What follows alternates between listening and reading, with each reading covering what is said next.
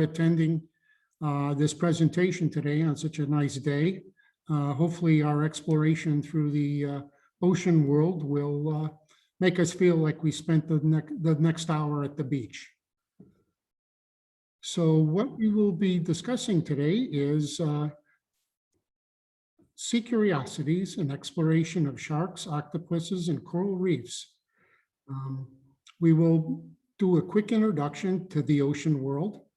We will then have a short discussion on marine animals and their place in the marine environment, as well as we will look at a number of marine animals and in a marine ecosystem, coral reef. So sharks, octopuses, coral reefs, and then if we have a few minutes at the end, we'll take some questions and answers. So as we look at our world from space, we see that all we see is a lot of ocean. There are some land masses, but certainly a lot of ocean. And those oceans comprise over 70% of the Earth's surface.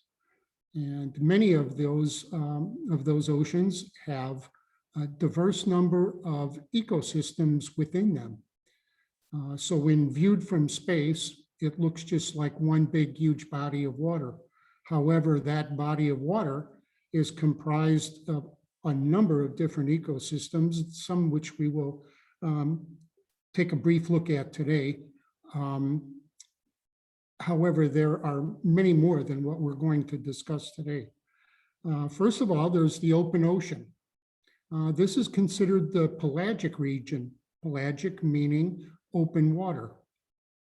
So I will be using some terms today that may be new to you, but we will give definition, and hopefully the presentation with these new terms and concepts to you will help you think and observe like a marine biologist. So we have the open sea. We also have the sea bottom. What is considered the sea bottom is the benthic zone, which means bottom dwelling. And so there are a number of organisms that live in and on the bottom of the ocean sea. A major component of the open ocean is plankton. Plankton is comprised of either plants or animals. Phytoplankton is the plant component and zooplankton is the animal component. And these are microscopic organisms that are at the mercy of the tides, wind and waves, and move and wander through the ocean, but play an extremely important part and is an extremely important component of the open ocean ecosystem.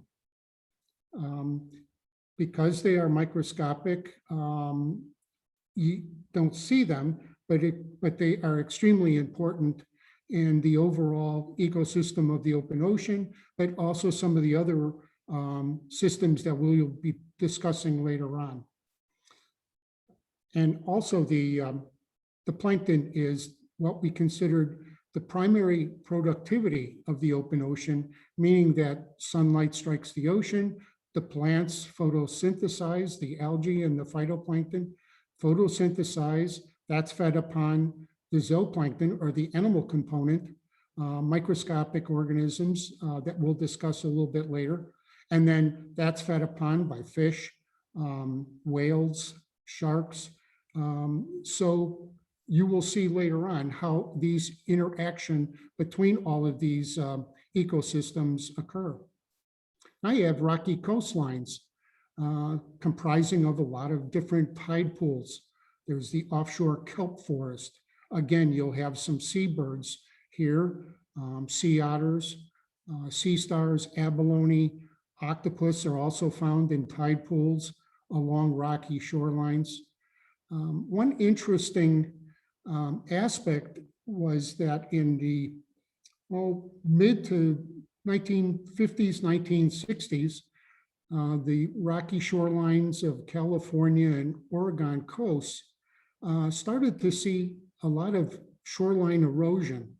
And the scientists weren't quite sure what was causing this erosion. Well, it was finally discovered that in the late 1800s, early 1900s, fishing and hunting for sea otters that lived off these rocky coastlines was an important industry for collecting their fur. They have a very dense fur, and so it was highly desirable. And it soon discovered that they depleted the population of these offshore sea otters. But the sea otters played a role in feeding on sea urchins that live on the bottom in these kelp forests. Well, without the sea otters feeding on the kelp, on the urchins then started to feed actively on these kelp forests, depleting the kelp forest, and in turn removing that breakwater. So instead of the wave action of the ocean being blocked by the kelp, it now was eroding away the coastline. So all because of some hunting of sea otters caused this ripple effect of the shoreline erosion. Certainly they have stopped hunting for sea otters, and these kelp forests have now come back because the sea otters are keeping the urchins in check.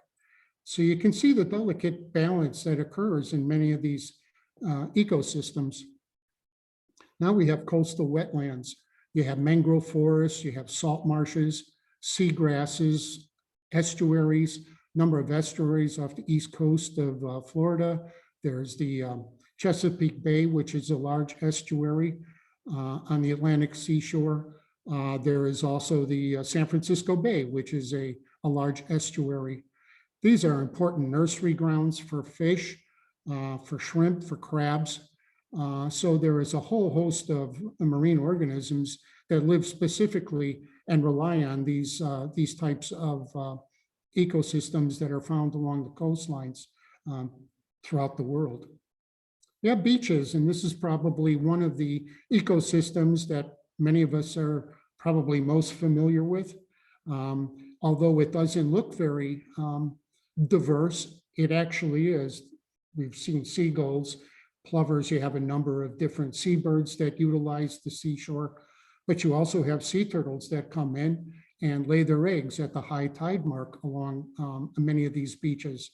You have offshore clams, you have a number of marine invertebrates that hide in the sand, mole crabs. If you go to a beach in Florida, for example, and you know where to look, you can dig down into the sand along the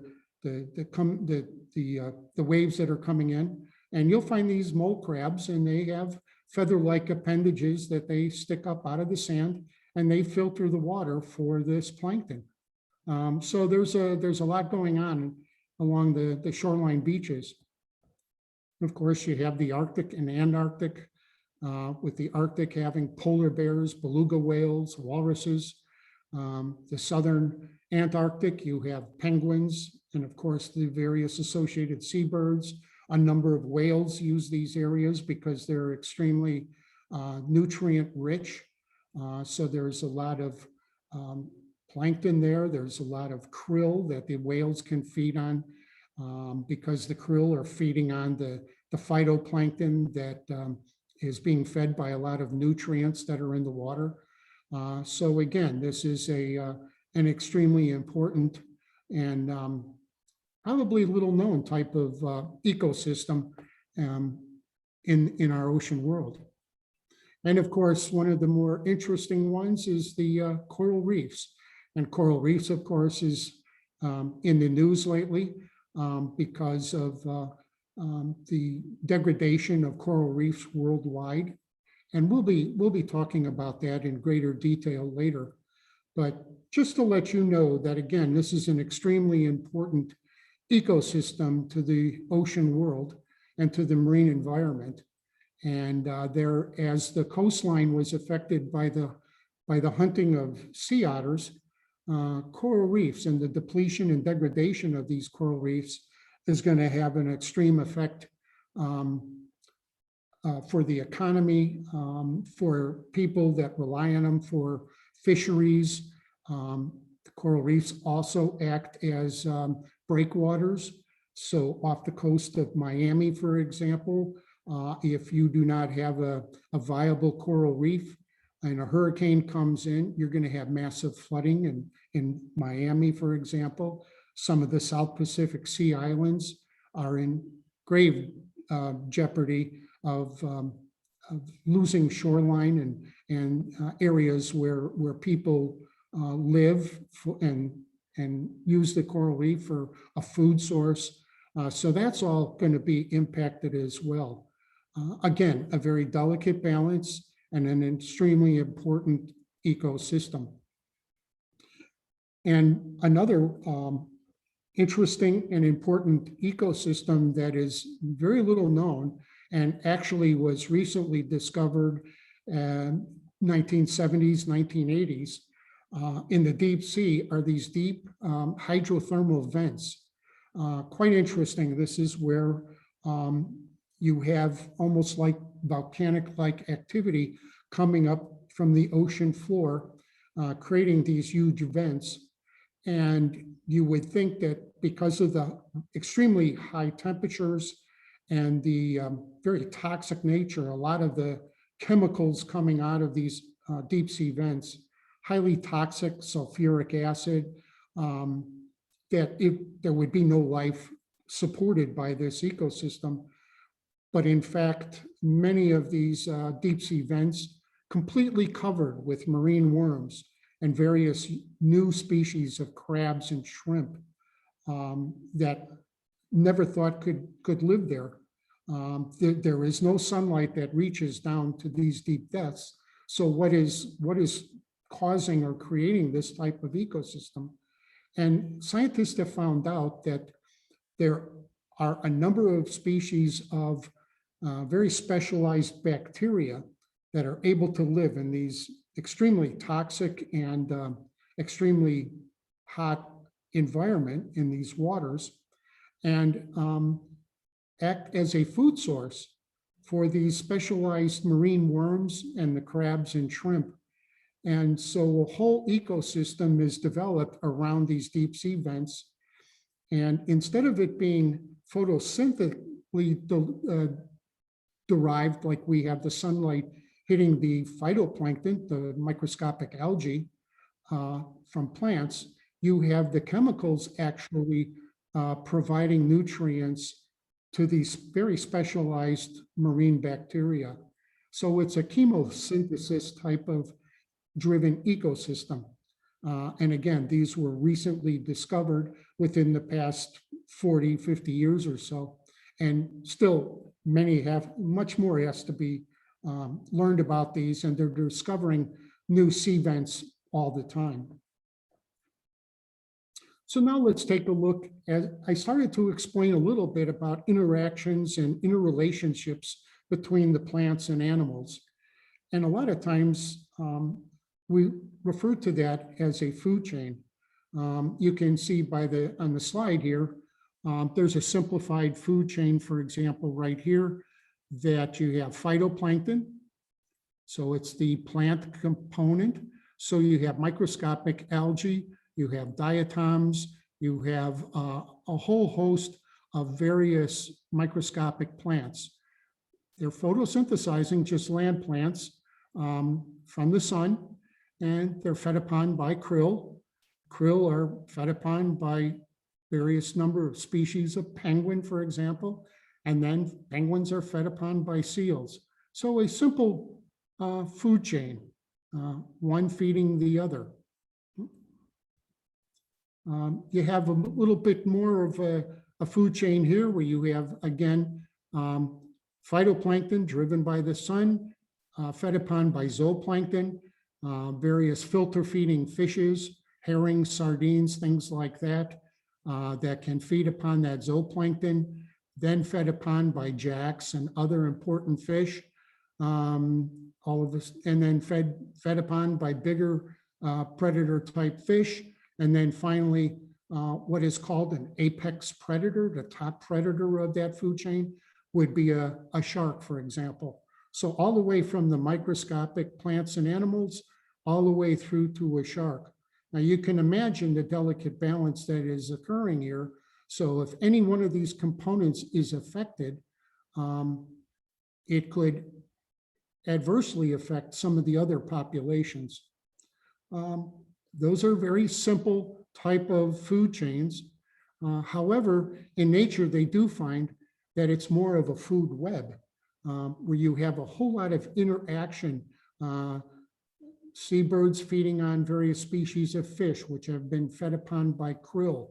Krill has also been fed upon by whales, or krill has been fed upon by seals or sea lions. You have kelp that's being fed upon by, or seaweed being fed upon by crabs.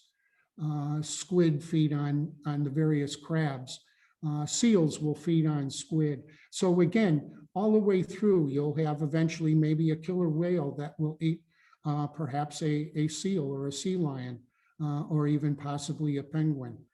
So it's an extremely complex and highly balanced ecosystem that and feeding system that is occurring here in this food web. And that's going on numerous number of times within the within these various ecosystems that we just talked about. And each one of these animals plays a role within the ecosystem and within the food webs. We do call the microscopic plankton, the phytoplankton, we call those producers. And then we call the upper level feeding, the various fishes and whales, sharks, and we call those the consumers. And so there's a couple of terms there to take away. You have producers and consumers. All right, why don't we take a look at sharks now? Sharks are always quite popular, and of course, they kind of get the bad rap from the movie Jaws. But for example, there are only 4 species of sharks out of over 500 species that exist that have any kind of impact on or threat to man. And we'll talk about that in a little bit. But sharks have been around for a long time. There's fossilized records of sharks going back 450 million years. And as I mentioned, there's over 500 different species. They're found in open ocean, they're found in deep sea, they're found in every ocean throughout the world. They're found on coastlines, mid-ocean levels. So you can find sharks just about everywhere. They have a cartilaginous skeleton and comprised of cartilage. Cartilage is that flexible material that you find in your nose and in your ears. And it's a real advantage to the sharks to have that type of skeleton because the cartilage is less dense. So it's not heavy for them to swim around with. They don't have to expend a lot of energy, for example, to swim because they have a less dense skeleton. It's also very flexible, so that it allows them to swim and have the flexibility to swim rapidly. Because again, a number of these sharks are going to be very active predators. You have also, you can see on the bottom slide here, is what their skin looks like if you magnify it, as the shark's body, and all sharks have these, is called dermal denticles, which are teeth-like. When you pet a shark or you rub your hand across its skin, it feels much like sandpaper. But when you look at it under a microscope, it's comprised of these little plate-like ridges along their skin, which help serve them. So instead of scales, they have these dermal denticles, and that allows them to move rapidly through the water. It protects their skin to have these dermal denticles, that it forms a protection, as well as it does help them from getting diseases on their skin. So it serves a number of functions, as well as it enables them to move smoothly through the water. So it serves a number important functions to have those. So it's unique to sharks. Sharks come in all sizes. You have the whale shark, the bottom photograph here, which is over 40 feet long, probably a good sized school bus, if not bigger than that. And then you have the pygmy shark that's in the person's hand here. So the pygmy shark is about 5 inches long. That's a fully grown shark. It's found in deep waters, but that's as big as it gets. So you can see that the sharks range in a number of different marine environments, as well as different sizes and functions that they serve. We'll talk about the whale shark here in a little bit. The top photograph here is a photograph of a small shark. It's about 6-7 inches long. It's found in deep waters, over 900 feet deep. It's called the dwarf lantern shark. It has a unique feature that its skin has what are called photophores, meaning that they have specialized skin cells that enable them to glow or give out a phosphorescence, which comes in handy searching out other sharks in deep waters where there's no light, as well as being able to confuse any predators that may want to feed upon that shark, as well as communication amongst their own kind. So you see sharks have an adaptation of having the ability to live in deep waters.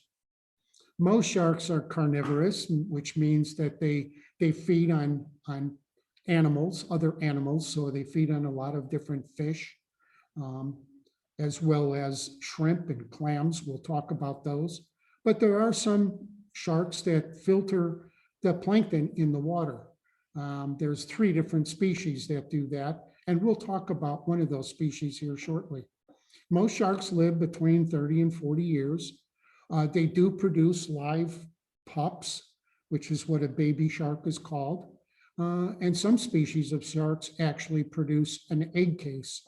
And we'll look at one of those species here shortly, and we'll take a look at one of those egg cases.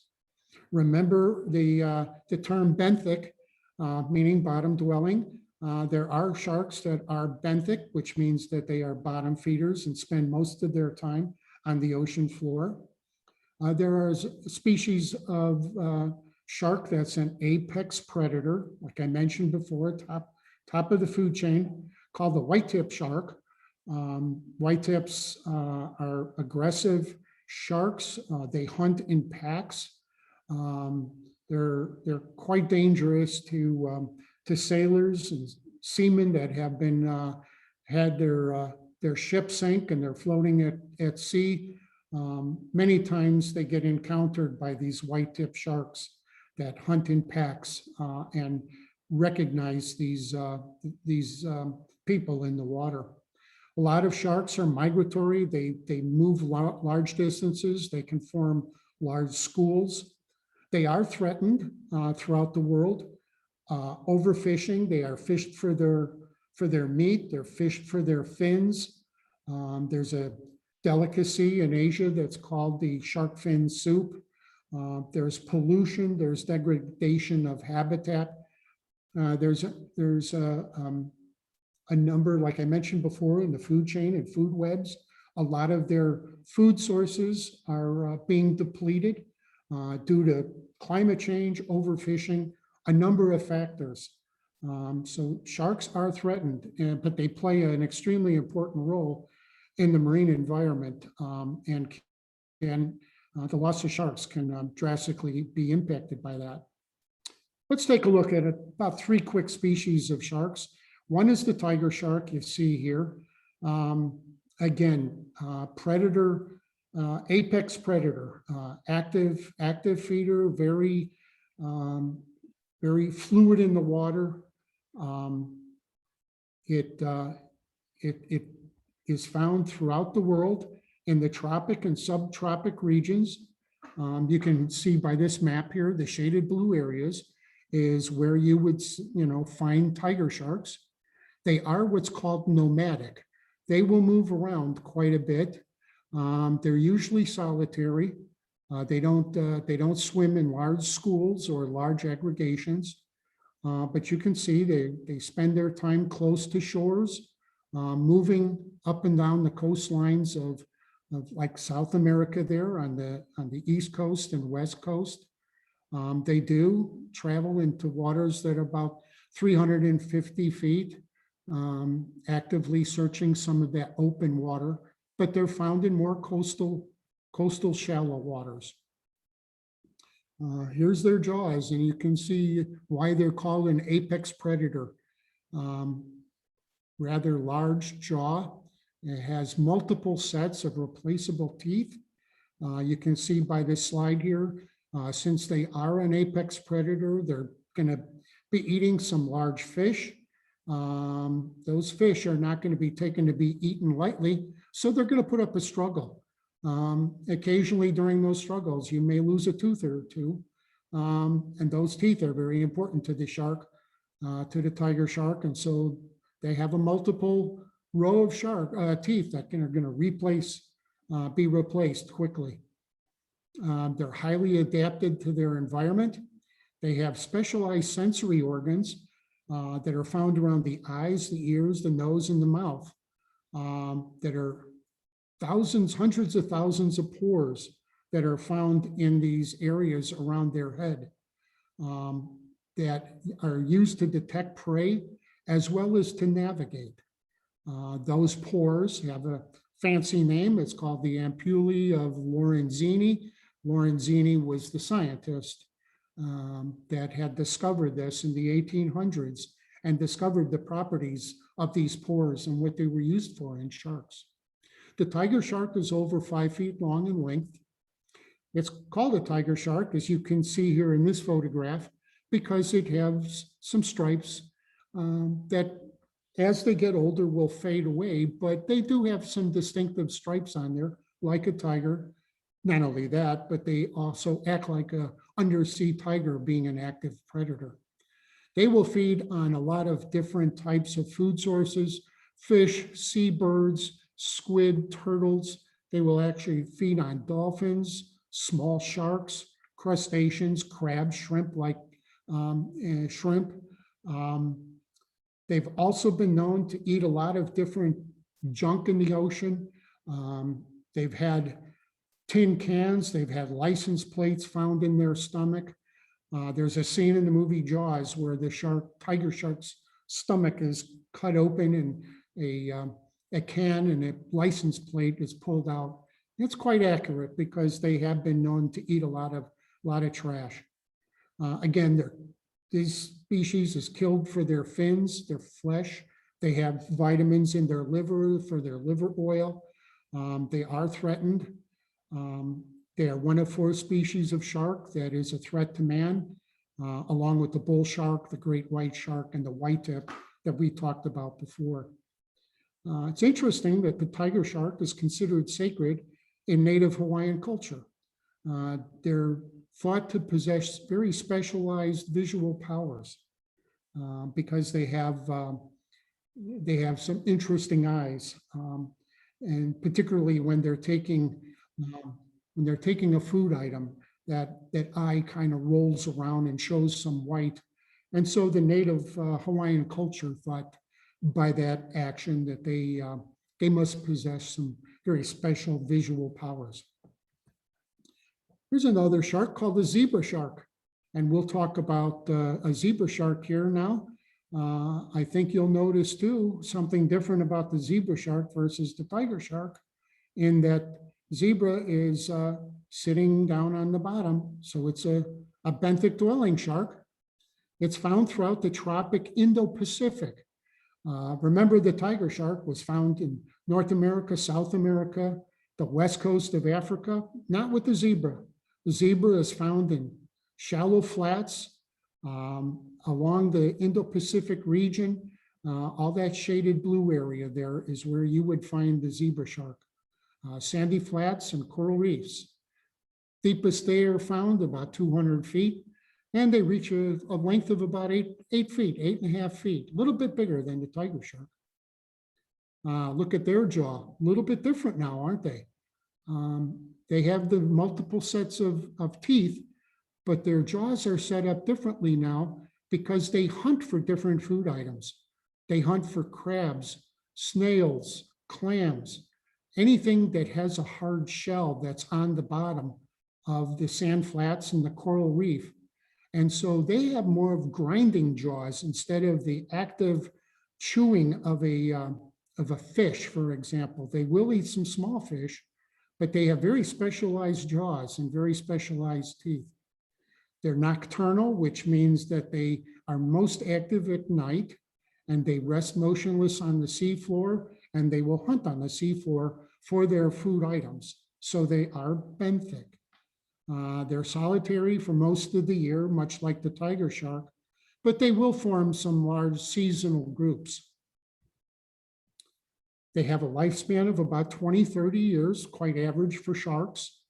They aren't dangerous to humans because they aren't active predators in the sense that they are active big meat eaters, like the eating of large prey.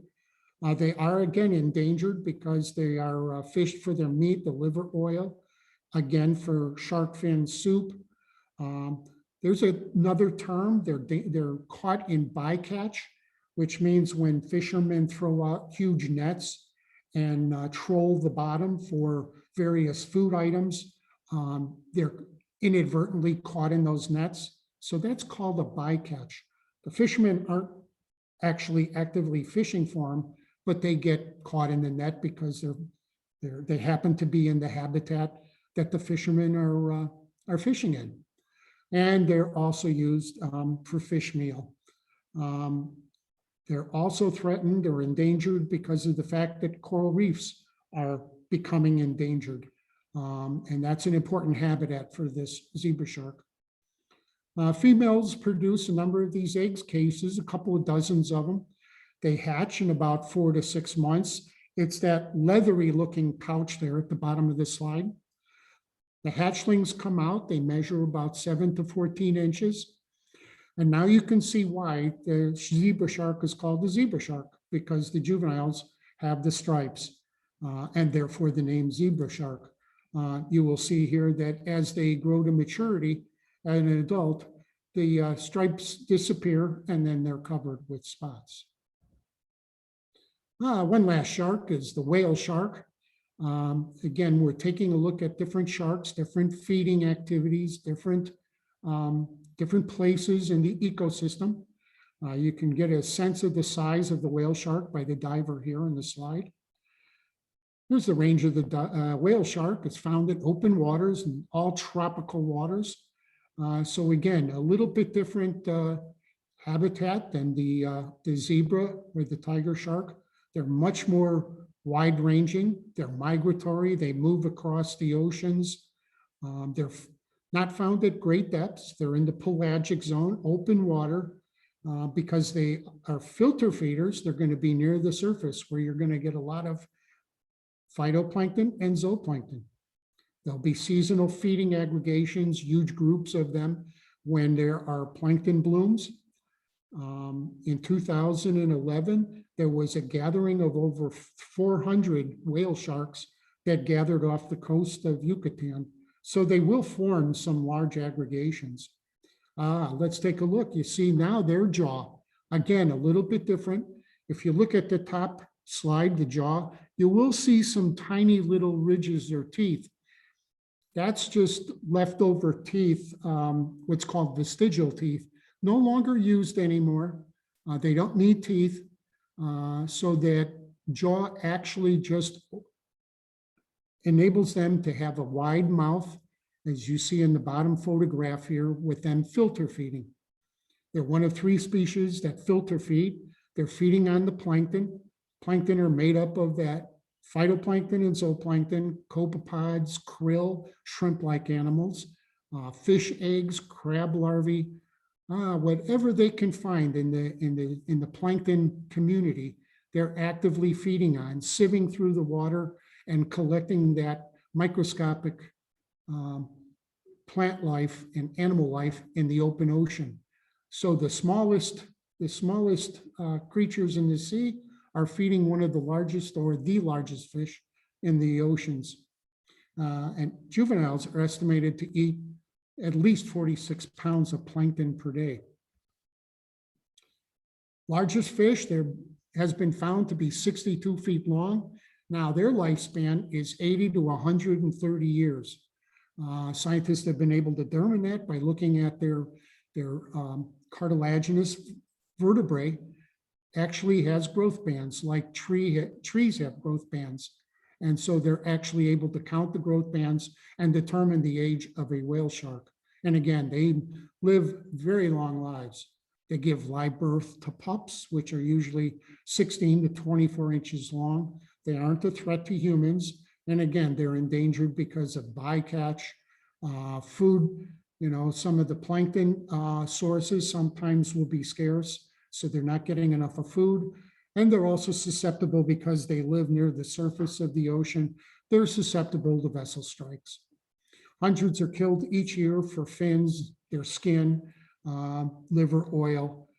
So again, they're actively hunted for various food sources. And they are found on the Philippine 100 peso bill. So they are a part of the Philippine culture as they are on their money. Let's move on now to octopuses. Now, octopuses are in a group that are called cephalopods, which make up the squid, the cuttlefish, and the nautilus. The nautilus is the bottom slide there. You'll notice the nautilus has a shell, but squids, octopus do not have an external shell. The octopus doesn't have any at all. And the squid has an internal small shell, the cuttlebone in cuttlefish and in squids, but the octopus does not. But they all have basically the same anatomy, the same body type. Yes, the proper plural of octopus is octopuses. Many people know it as octopi. And the reason why octopi is not the correct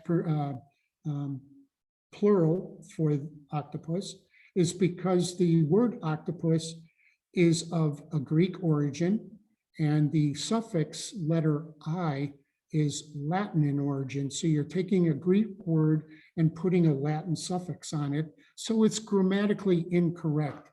It would be taking an English word and sticking a German suffix on the end of the word.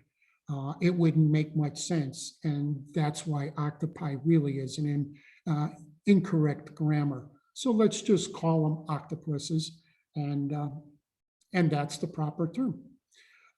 They have a soft body. They're an invertebrate. They don't have an internal or an external skeleton. There's over 300 species of octopus. They have a very complex nervous system. They have excellent eyesight. They're highly intelligent. They have capabilities of problem solving.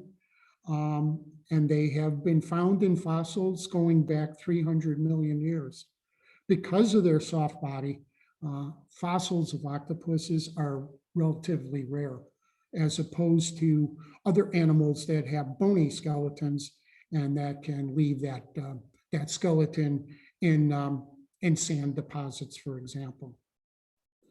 Their makeup is 2 eyes, 8 arms. They have a beak, which is their mouth. It looks like a bird's beak. They have a siphon, a mantle, and a head. The head is what has the eye. That bulbous area to the right on the top slide is the mantle. You can see the 2 eyes there. That opening just below the eyes is where the siphon is. The siphon serves a number of purposes. One is to propel the octopus through the water, and also to help in respiration. It takes the water in through the siphon and passes it across the gill. All octopus species, 300 plus, all are venomous. They produce a toxin, a poison that they inject when they bite their prey with that bird-like beak. They're found in every ocean of the world: shallow tide pools, coral reefs, pelagic waters, open waters, and also in the deep sea. They all produce ink. That ink is used as a threat display as well as camouflage. They can confuse a predator by shooting out a jet of ink. The largest is the largest species of octopus, the giant Pacific octopus, measures over 15 feet. The smallest is called the starsucker pygmy octopus, which is 1 inch, is the largest size, and they're found in shallow waters. Most octopuses are nocturnal, again, active at night, and they are solitary. They're always found by themselves. Their arms are extremely interesting. They have the 8 arms, and with those arms, they have 200 to 300 sucker on each arm. And those suckers enable the arms to be able to taste, smell, and sense light. So when an octopus is grabbing onto your arm, it's not a threatening display at all. He's actually tasting you and smelling you to see what you're about. So it's quite interesting, the type of nervous system and the type of sensory system that the octopus has, and how well they use that in their environment. They do have 3 hearts.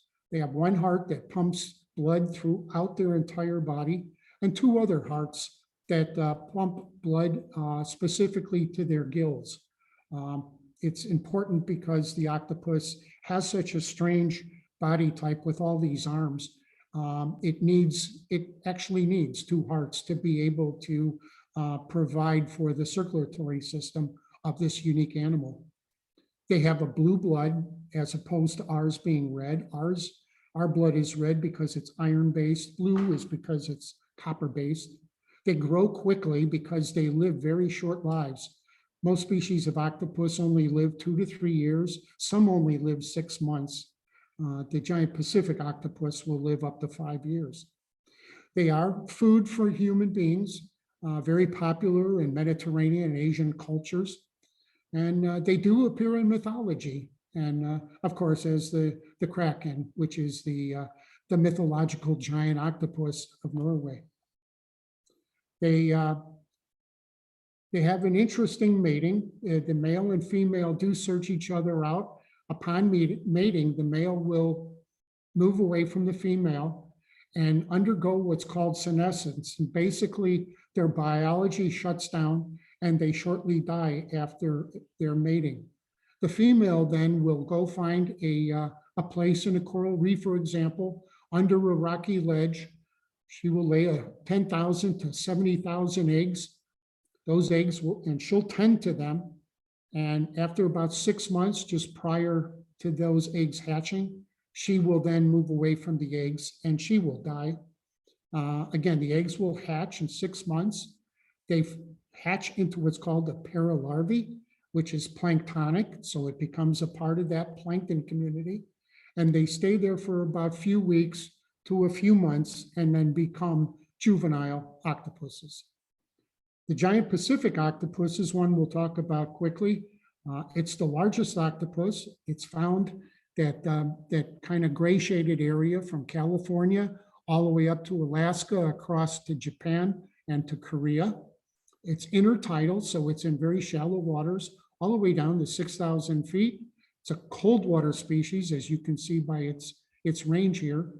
It's the largest species of octopus, 15 feet, about 160 pounds, highly intelligent, behaviorally diverse, which means it has a lot of behaviors. There's very specialized cells in its skin where it can change coloration for camouflage, threat displays. It can display emotions. So when it's excited, it finds a prey item. It will start flashing different colors. It can change colors to match their background. So they are beautiful at camouflaging. They can actually change their skin texture, as you can see here, to make it pebbly, to match their environment as well. Again, each arm contains 200 to 300 suckers. They live 3 to 5 years. They feed on shrimp and crabs, snails, lobsters, sometimes other octopuses as well. The female can lay large number of eggs, 120 to 400,000 eggs. They will hatch in 6 months. They become that pair of larvae, and eventually, over time, a few months later, they become juvenile giant Pacific octopus. They're preyed upon by seals, sea otters, sperm whales, sharks. Because of their wide range and they're able to blend in with their environment. Currently, they're not threatened. Their population is being maintained quite readily. Finally, let's talk quickly about the coral reef system. It's a marine ecosystem. Colonies, it's formed, they all look like stones or rocks, but actually that's living material. Each one of those rock-looking items in the photographs are comprised of colonies of living organisms. Coral reefs make up less than 1% of all the world's oceans, and yet is home to over 25% of all marine species. It's extremely important marine habitat and environment and ecosystem. To fish, to mollusks, marine worms, crabs, shrimp, sea stars, sponges. You get a book from the library, you can find all sorts of animals living within the coral reef. There are over 6,000 species of corals. They have a complex reproduction where the eggs and sperm are released in really precision timing with a full moon phase. The fertilized eggs will form a planula or a larvae, which eventually settle on the ocean floor and form a polyp. Coral reefs are made up of individual polyps, and it's just a simple structure. It's a tube with a mouth and a ring of tentacles. And inside each one of those coral polyps is a very important component, which we'll discuss next. But those tentacles are armed with stinging cells. So at the tip of every one of those tentacles there is a stinging cell, so they can actively feed at night, from drifting plankton to small fish. As I mentioned, each one of the coral polyps has a photosynthetic unicellular dinoflagellate. That's a very fancy term called zooxanthellae, but basically it's a symbiotic algae that lives inside each polyp. That algae actually gives the coral its color. So when we saw colors of blues and greens, yellows, that's from the algae that's living inside each one of those coral polyps. It helps the coral by photosynthesizing, converting carbon dioxide into complex sugars and producing oxygen, which is important for each coral polyp. So they need sunlight, so they live in shallow waters. They also need a particular temperature of water, but they live in tropics. You can see the range here, shallow tropical waters. They're very fragile, they're very slow growing. A mound of coral that would be 3 feet high would take over 275 years to grow. There are some deep water and cold water species, but primarily the corals that we're most familiar with are in these shallow tropic waters. They can exist to reefs of less than 200 feet. Again, they need that sunlight. They grow in a very narrow temperature range between 79 and 81 degrees Fahrenheit. Reefs are major contributors of physical structures, such as the Great Barrier Reef, which is over 1,400 miles long. And it began to be formed over 2 million years ago. So you can see it's long growing and can form huge structures. As you've heard, there's the threat to coral health is called bleaching, primarily due to climate change. Remember, those coral polyps all have that symbiotic algae living inside, and that algae photosynthesizes and provides the coral polyps with many of the oxygen and the nutrients that it needs. However, when the water temperature rises above that temperature range, the coral will actually release or expel that algae. By doing that, it will eventually die, and the coral exoskeleton or stony structure is then left behind, and it's just that bleached calcium carbonate skeleton. And you can see pictures before how colorful and teeming with all sorts of fish, and you can see how barren the bleached corals have become. Right now, they're estimating that 60 to 80% of most coral reefs in the world have been affected by bleaching. There are estimates that by 2030 to 2050, there's a possibility due to global warming that there will no longer be coral reefs found throughout the world. In order to help with that, scientists are looking worldwide at culturing corals to be less temperature sensitive.